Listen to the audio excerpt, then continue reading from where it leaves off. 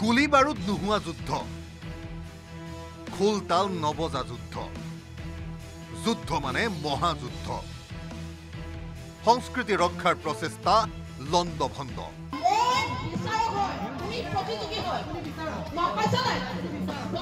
দৃশ্য এয়া দেৰগাঁৱৰ কুৰালগুৰিৰ কছাৰী গাঁৱৰ। কছাৰী গাঁৱত আয়োজন সংকল্পিত সদৌ অসম ভাওনা সমাৰোহ। এয়া বঁটা বিতৰণী সভাৰ প্ৰাক্ষণৰ পৰিৱেশ।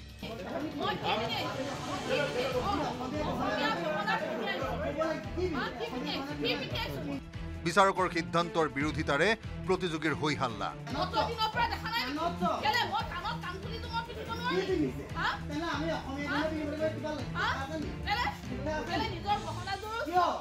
বিষয় আছিল পোছাক পৰিচ্ছদ, বিষয় আছিল অসমীয়া গহনা পৰিধান, কিন্তু পৰিস্থিতি বিষম, পৰিস্থিতি যুযুধান। বিচাৰকলৈ আঙুলিত টোৱাই টোৱাই প্ৰতিযোগীৰ প্ৰশ্নবাদ।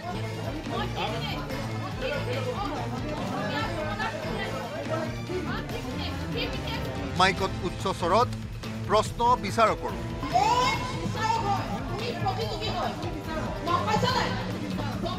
বিচাৰকৰ সাজপাৰক লৈ আপত্তি এটা প্ৰতিযোগী দলৰ।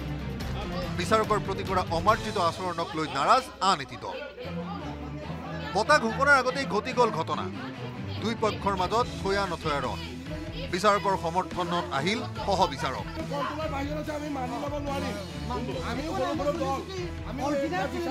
নাই, পৰিস্থিতি নিয়ন্ত্ৰণলৈ নাহেহে নাহে। এইবাৰ নিয়ন্ত্ৰণ কৰিবলৈ আহিল আয়োজক সমিতিৰ সভাপতি। উত্তাল পৰিস্থিতিক শান্ত কৰিবলৈ গৈ কাটৰ সভাপতি।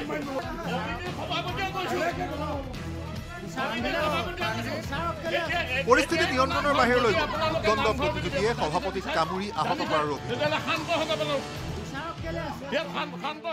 আৰু মানে আমাৰ সমিতি মানে ইয়াত এক বিন্দু জগৰীয়া নাই। আমাৰ এই মানে ইয়াত যাতে আপোনাৰ কোনো এটা পৰিৱেশ নহওক, আৰু মানে এই যি পৰিৱেশটো আহিছে চব সেই মানুহখিনিয়েহে ইয়াত এটা সৃষ্টি কৰিছে কাজিয়া পচাল কৰিবলৈ, যাতে সমিতিখনক বাহিৰততো বহুত কথা ওলাইছে, সমিতিয়ে পইচা দিব নোৱাৰিব, সমিতিয়ে কিবা কৰিব নোৱাৰিব। আমি সম্পূৰ্ণভাৱে আমি প্ৰস্তুত আছিলোঁ সেই বঁটা বিতৰণী সভাত সকলো প্ৰদান কৰিম বুলি, কিন্তু দুৰ্ভাগ্যজনক এই বস্তুটো কৰিব আমি সুবিধা নিদিলে সেই ব্যক্তিসকলে।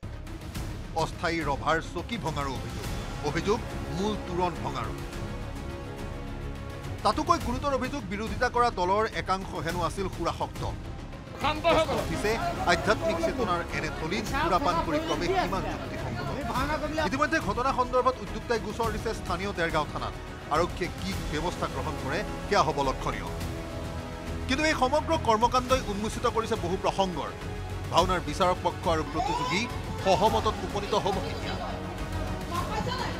মহাপুৰুষীয়া সংস্কৃতিৰ নামত এই অটপালি ৰোধ হ'ব কেতিয়া? Bureau' report, news 18 Assam north east. আপুনি বিচৰা বাতৰি পাব কেৱল নিউজ 18 এপত। নিউজ 18 এপ ডাউনলোড কৰিবলৈ স্কেন কৰক এই QR কোড। গুগল প্লে ষ্টৰতো পাব এই নিউজ 18 এপ।